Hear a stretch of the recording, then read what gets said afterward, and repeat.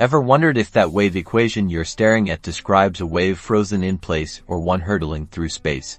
Today, we're cracking the code on how to tell if a wave equation represents a stationary or progressive wave. First, let's break down the general form of a wave equation. A wave equation typically involves variables representing displacement, position, and time.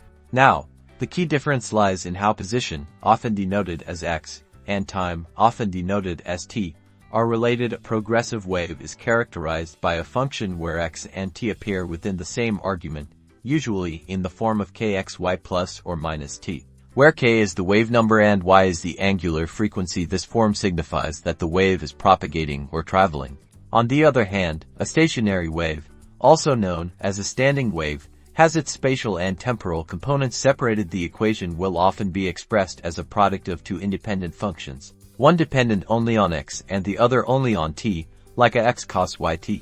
Think of it this way: a progressive wave is like a surfer riding a wave across the ocean, while a stationary wave is like a jump rope oscillating between two fixed points. If the equation shows a clear separation of space and time variables into distinct multiplicative functions, you're looking at a stationary wave. But if space and time are mixed together inside a function argument, it's a progressive wave on the move.